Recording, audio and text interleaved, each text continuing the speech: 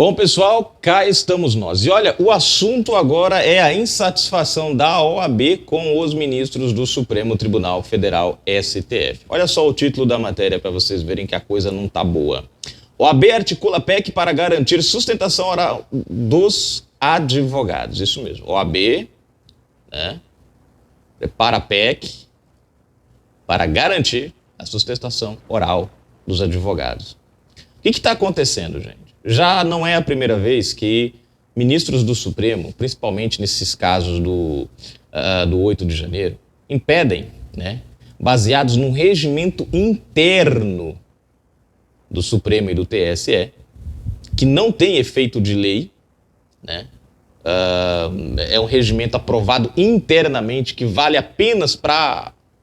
Né, regimento interno é como se fosse para equilibrar ali dentro da corte. Mas ele não pode se sobressair à lei que rege toda o Código Penal, que rege todo o Código Jurídico. Né? Ele não pode, ele tem que estar abaixo. Já a lei da advocacia está acima do Código Interno, porque ele tem efeito de lei, o status de lei. Né? Bom, e aí os deboches de Moraes em relação a pedidos, né, para advogados fazerem a sustentação oral, para defender os seus clientes, tem gerado atritos com a OAB. E é aquele negócio que eu falei para vocês lá atrás. O grande problema hoje, e eu não culpo o Simonetti porque não era ele, né, o presidente da OAB, então não tem nem como a gente culpar ele em si, mas a entidade que foi governada, ele também ainda é um pouco de esquerda, né, mas que foi governada por um bom tempo por militantes da esquerda, fez com que o Supremo Tribunal Federal, né, tivesse poderes acima daquilo que eles deveriam ter. E exatamente isso está sendo visto agora, porque a entidade que era tida como um equilíbrio da balança, né, trazendo sempre de volta o contexto do Supremo, ou seja, hoje ela se tornou simplesmente uma entidade banal, pelo menos é o que aparenta, né, as falas do Moraes em relação à advocacia geral. Mas isso foi construído justamente pela inércia, né, da OAB quando bolsonaristas ou Bolsonaro mesmo foi atacado, tiveram-se ações, essa ação do inquérito das fake news, né, dos atos antidemocráticos, todas essas ações aí era para a OAB ter caído de pau a partir do primeiro momento em que advogados não tinham acesso à defesa dos seus clientes, era para a OAB ter caído de pau. Ali era o momento. Mas como ela estava controlada pela esquerda, uma esquerda mais extrema, obviamente a gente viu o Supremo crescer e a OAB apagar cada vez mais. Enfim, agora nós vemos uma OAB meio que reaparecendo novamente, né? E aí o embate vai ser complicado agora. Mas vamos para a matéria para a gente ver, porque pelo menos, de uma certa forma, o Beto Simonetti, apesar de ser ainda alinhado com a esquerda, mas está reagindo.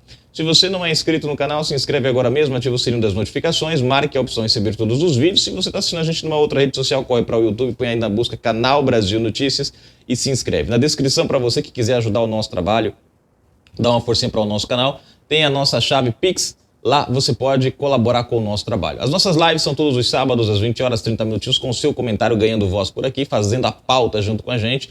E no final da descrição tem o nosso Twitter, para você seguir lá e receber as matérias em primeira mão.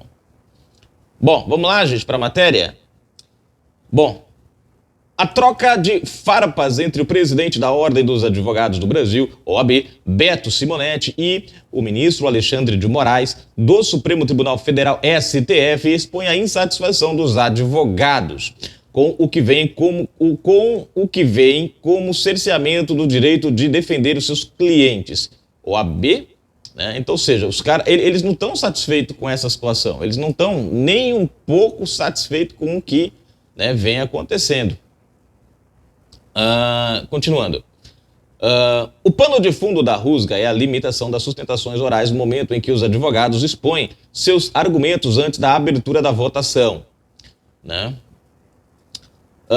Os tribunais superiores têm impedido as sustentações nos julgamentos de algumas modalidades de recursos e pedidos, como os agravos, embargos, petições de suspensão e medidas cautelares. A regra foi incluída nos regimentos internos do Supremo Tribunal Federal, do Tribunal Superior Eleitoral, TSE, e do Superior Tribunal de Justiça, STJ.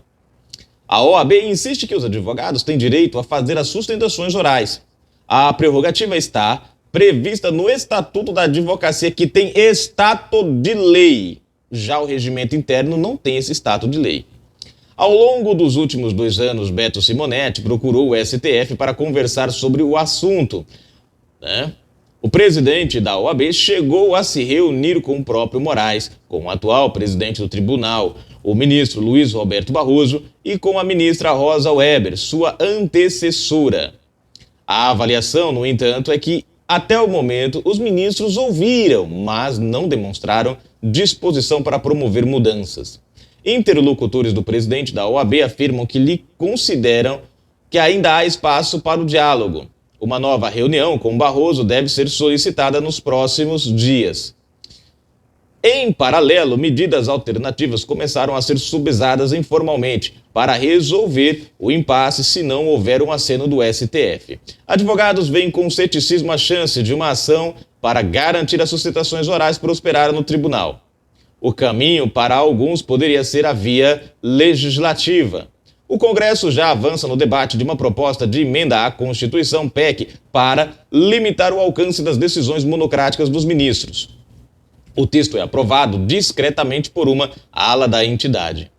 Conselheiros da OAB refletem sobre a possibilidade de reproduzir a estratégia. A limitação das sustentações orais não é a única fonte de insatisfação dos advogados com o STF. A relação vem sendo estressada em outras frentes. Olha só, o julgamento das ações penais dos atos radicais do dia 8 de janeiro, por exemplo, gerou forte reação da categoria. Uma comissão da OAB elaborou um projeto de lei para proibir análise de ações criminais no plenário virtual do STF. A OAB também se mobilizou para garantir que os advogados tivessem acesso aos inquéritos das fake news e dos atos antidemocráticos organizados no feriado de 7 de setembro de 2021 e aos processos correlatos conduzidos por Alexandre de Moraes. E a coisa se estende. A seccional da OAB em São Paulo também saiu em defesa dos advogados dos empresários suspeitos de hostilizarem Moraes no aeroporto de Roma. A entidade pediu que o STF liberasse o acesso aos vídeos das câmeras de segurança do terminal. Bom, troca de farpas. Em julgamento, nesta quinta-feira, 23, no Tribunal Superior Eleitoral, TSE, o ministro Alexandre de Moraes barrou um advogado de fazer sustentação oral. Ele argumentou que o direito não está previsto no julgamento de recursos. A OAB vai lançar outra nota contra mim? Vão falar que eu não gosto do direito de defesa. Vai dar mais dos 4.000 tweets dos meus inimigos. Então vamos fazer a festa do Twitter, das redes sociais, ironizou o ministro. Debochou. Isso foi uma piada, tirou onda, né? Simplesmente desrespeitou o papel da OAB. No último dia 9, em sessão da primeira turma do Supremo Tribunal Federal, Moraes já havia rejeitado um pedido de sustentação oral, o que levou a OAB a divulgar uma nota de repúdio. O presidente da OAB, Beto Simonetti, reagiu nesta quinta e pediu respeito às manifestações da entidade. Queremos respeito às manifestações da OAB, que é a maior instituição civil do país, representa uma classe que cumpre função essencial à administração da justiça e sempre se coloca ao lado do Estado Democrático de Direito, afirmou Simonetti. Em acordo com os conselheiros e dirigentes das seccionais, Simonetti gravou um vídeo em defesa do direito da categoria às sustentações orais e prometeu buscar uma solução na Constituição para o cerceamento da palavra dos advogados. O ministro Alexandre de Moraes não é citado nominalmente. Utilizar a palavra... Cadê aqui? Deixa eu ver...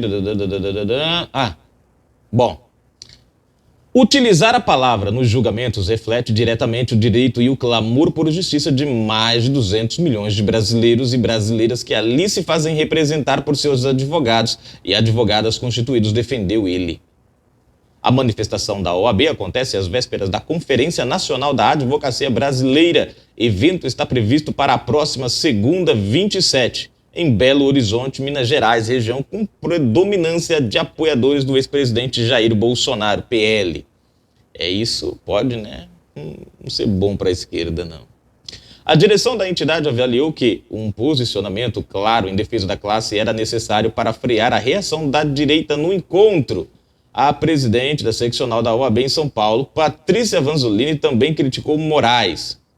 Ela classificou a manifestação do ministro como infeliz. O uso de ironia, de desrespeito, de deboche não é compatível com a dignidade nem do Supremo Tribunal Federal, nem da Ordem dos Advogados do Brasil, afirmou ela. Esse tipo de tom em nada contribui com a pacificação social e só fomenta a degradação das entidades. Bom, tá aí, gente, né, a matéria, né, mostrando aquilo que Bolsonaro já falava há muito tempo, né? Isso tá vindo à tona agora, né? A gente vê acusar, eu volto a essa frase, né, a esse tema, né? Acusaram tanto Bolsonaro de desrespeitar as entidades e, na verdade, a gente está vendo que realmente há um desrespeito das entidades, mas não foi por parte de Bolsonaro. Foi justamente por parte daqueles que acusavam Bolsonaro de desrespeitar. E é isso que a gente está vendo hoje no Brasil, né? Comentários para a gente finalizar. Alex Rocha comentando aqui: havia muitos generais que eram enciumados por serem comandados por um capitão. Pela inveja, optaram em prestar continência para um ex-presidiário. Decepção com as Forças Armadas. Discordo, Alex, mas não vou mais entrar nesse tema não, gente. Porque é uma coisa que eu já percebi, não importa o quanto a gente mostre para vocês, né, o contexto por trás da história, né? As pessoas sempre se apegam a determinadas situações e esquecem todo o resto e acabam fazendo o que justamente a esquerda coloca as pessoas para fazer. Né? Infelizmente, é aquilo que eu venho falando. A frase de Bolsonaro: conhecereis a verdade vos libertará. Se as pessoas passassem mais tempo olhando como funciona o mecanismo, ao invés de criticar por conta das frustrações, talvez a gente tivesse uma postura muito diferente e talvez a gente conseguisse alcançar os objetivos que a gente tanto tenta. A esquerda sabe muito bem como funciona e eles sabem muito bem também que a gente, o lado conservador, tem essa dificuldade, né? A gente age muito pela emoção e aí acaba atacando quem nos defende.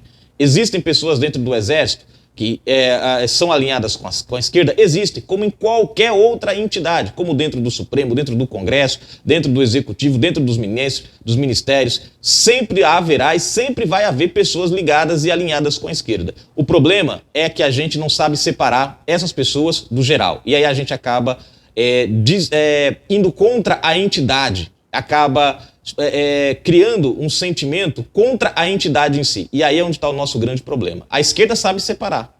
A esquerda sabe separar muito bem. Eles vão em cima dos opositores. E nós não.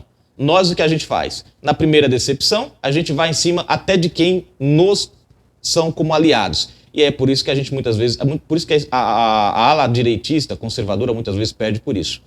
Então, esse é um contexto que eu não vou mais entrar, gente, porque a gente já explicou, já falou o papel das Forças Armadas, já falou o papel do Exército, e ainda o pessoal ainda continua, infelizmente, nesse contexto de desclassificar o Exército no geral. Já expliquei para vocês, o Exército fez o papel correto, Bolsonaro fez o papel correto. Não havia o que eles fazerem. E se eles tivessem feito, como muita gente queria, realmente teria sido o golpe teria acontecido, como...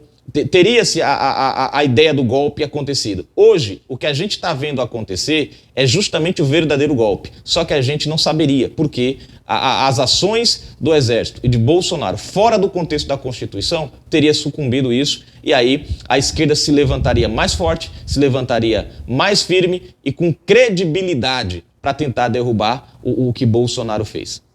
E o Exército teria feito, né? Então, no meu ponto de vista, Exército e Bolsonaro fizeram o papel correto. Hoje, a esquerda está se revelando. Esse coloio do Supremo com Lula, essas questões que a gente está vendo aí, né, tem proporcionado a PEC, está trazendo de volta. Não vai precisar Bolsonaro, não vai precisar de Exército. O próprio sistema está diluindo sozinho. E é importante que isso aconteça, para que as pessoas possam ver de fato o que realmente está acontecendo no Brasil. Então eu não vou mais entrar nessa questão, gente, explicando mais. Né, isso já chega uma hora que a gente cansa de repetir a mesma coisa. E as pessoas continuam ainda, né, batendo na mesma tecla. Né, as Forças Armadas são frouxas, as Forças Armadas são isso, as Forças Armadas são aquilo, decepção das Forças Armadas. Então a gente chega uma hora que não adianta. Né? E a esquerda consegue trazer para dentro da direita aquilo que ela faz de melhor. A intriga, a separação, é o dividir e conquistar, né? Estão fazendo com as Forças Armadas o que eles fizeram com a Polícia Militar. Jogaram a sociedade contra a Polícia Militar, que é uma entidade séria, que tem um trabalho efetivo muito bom. E hoje quem é que manda no Brasil? O crime. O crime tem liberdade. A bandidagem tem liberdade. As pessoas estão refém do crime. Por quê? Porque foram jogadas contra quem defendia elas, né? E aí, o exemplo está aí, né? Abre a mente que, né, eu não vou entrar nessa questão mais não, gente. Livro revela que ministros do STF consultaram militares antes de avançarem contra Bolsonaro. Expliquei o porquê o Exército não falou que entraria em ação. Expliquei o porquê a postura do Exército, e a postura do Exército foi corretíssima. Eles jamais poderiam dar a qualquer um dos ministros uma ideia de que se houvesse o chamado, que eles atenderiam. Eles não podiam, porque senão eles também virariam alvo do que a gente está vendo hoje, né? Mas enfim, deixa pra lá, né? Terezinha Pereira comentando aqui. O que tem em Michele, ninguém tem. Realmente, minha amiga. Quem nasceu pra Xejanja, jamais chegará sequer ao pó da sandália de Michele. Homenagem aprovada na Alerj a Michele Bolsonaro, contou até com voto de petista. Pra vocês verem que o negócio é fogo, né? Fui, gente. Um abraço.